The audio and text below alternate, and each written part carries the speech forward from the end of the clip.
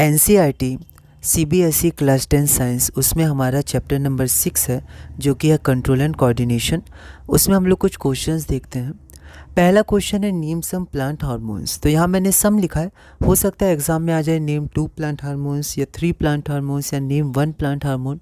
तो यहाँ पर मैंने 4 नाम लिखे हैं। तो यहाँ पर क्योंकि सम है तो हम लोग क्वेश्चन से आंसर बनाते वक्त सम से शुरू करेंगे। सम प्लांट हार्मोन्स आर, क्योंकि एक से ज़्यादा है तो इस नहीं आर लगाएंगे। ऑक्सिन, साइटोकाइनेस, गिबरेलिन्स और एब्सिसिक एसिड।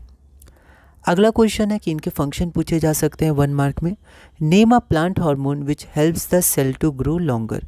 उस प्लांट हार्मोन का नाम क्या है जो सेल को बढ़ने में, लॉन्गर होने में मदद करता है। तो यहाँ से हम लोग आंसर ले सकते हैं। वैसे MCQ टाइप्स रहेंगे, 1 मार्क्स का होगा तो, या फिर हो सकता है कि 5 मार्क्स या 3 मार्क्स में 3 पार्ट हो। तो अगर MCQ हो तो डायरेक्ट आप लिख सकते हैं ऑक्सिन। पर मान लीजिए लैंग्वेज के क्वेश्चन है तो आपको यहाँ क्वेश्चन से आंसर लेना होगा। A plant hormone which helps the cell to grow longer is auxin. इसका एक तरीका और होता है, वो तरीका क्या होता है कि अ प्लांट हार्मोन विच, इस पूरे की जगह लिख दीजिए ऑक्सिन और फिर यहाँ से शुरू करिए auxin helps the cell to grow longer. तो 2 तरीके आप देख सकते हैं। जैसे रिएक्शंस में थे कॉम्बिनेशन रिएक्शन या डिकम्पोजिशन रिएक्शन, तो आप शुरू कर सकते थे a reaction in which 2 or more reactants combine to form one product is called combination reaction। तो लास्ट में आएगा is called। पर अगर आप combination reaction से आंसर शुरू करें, मतलब आंसर आप लिख रहे हैं, combination reaction is a reaction in which 2 or more than 2 reactants combine to form a single product। बस, तो a combination reaction is a reaction in which 2 or more than 2 reactants react to form a single product. बस, उसके बाद इस called हम लोग नहीं लगाएंगे, ठीक है। तो ऐसे आप कंपेयर कर सकते हैं, इसके भी 2 तरीके हो सकते हैं। अगला क्वेश्चन है name a plant hormone that helps in growth of the stem.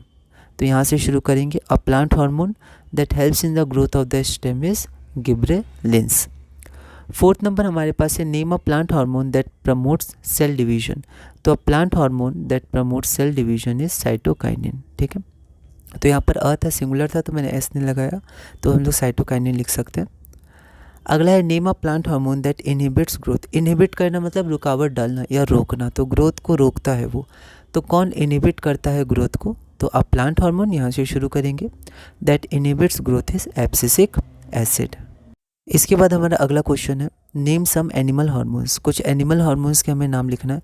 तो some animal hormones are, plural है तो आर। तो यहाँ पर मैंने 4 के नाम लिखे हैं, और भी होते हैं, और अगर मान लीजिए 2 या 3 या लिखा रहेगा क्वेश्चन में तो आप उतने ही लिखिएगा। सम में यहाँ मैंने 4 लिखे हैं।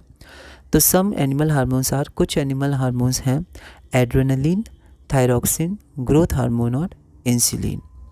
फिर उसके बाद इसके भी क्वेश्चंस आ सकते हैं, तो कुछ क्वेश्चंस करते हैं, कुछ अगली वीडियो में देखेंगे। Name the hormone that regulates growth and development of the body. तो ग्रोथ और डेवलपमेंट हमारे शरीर का, बॉडी का, ठीक है। तो ग्रोथ और डेवलपमेंट बॉडी का करने में कौन मदद करता है, कौन रेगुलेट करता है ना, कौन उसको बैलेंस रखने में मदद करता है। तो the hormone that regulates growth and development of the body is growth hormone. Growth hormone मदद करता है, रेगुलेट करता है। अगला क्वेश्चन है question number 8, name the hormone that regulates carbohydrate, protein and fat metabolism in the body so as to provide the best balance for growth. तो carbohydrate की मात्रा, प्रोटीन और फैट और उनका मेटाबॉलिज्म, ताकि बैलेंस मिले, है ना, ग्रोथ के लिए, बॉडी को बढ़ने के लिए एक बैलेंस मिले, क्योंकि हमें सब चाहिए carbohydrates, protein, fats, minerals, vitamins और भी इंपॉर्टेंट चीज़ें होती है जो हमारी बॉडी को चाहिए, एसिड्स वगैरह। तो ये जो कार्बोहाइड्रेट्स, प्रोटीन, फैट्स, इनका जो मेटाबॉलिज्म होता है उसको बैलेंस करने में, रेगुलेट करने में, ताकि ग्रोथ में हमें बैलेंस मिले, संतुलन मिले, वो कौन सा हार्मोन करता है। तो ये थोड़ा लंबा सेंटेंस हो जाएगा, हमें बहुत ही आराम से इसको लिखना है। द से शुरू करेंगे। The hormone that regulates carbohydrate, protein and fat metabolism in the body so as to provide the best balance for growth is thyroxine. तो ये थायरॉक्सिन होता है। फिर ये कहाँ से निकलता है? तो यहाँ पर थायराइड ग्लैंड होता है, तो ग्लैंड्स के नाम, इनके फंक्शंस, ये सभी धीरे धीरे हम लोग करते जाएंगे। तो अभी हम लोग इस वीडियो में इतनी रखते हैं, आगे और थोड़े हम लोग देखेंगे हार्मोन्स, और भी टॉपिक्स देखेंगे, और धीरे धीरे इसी तरह NCERT साइंस क्लास 10 CBSE में आगे बढ़ेंगे।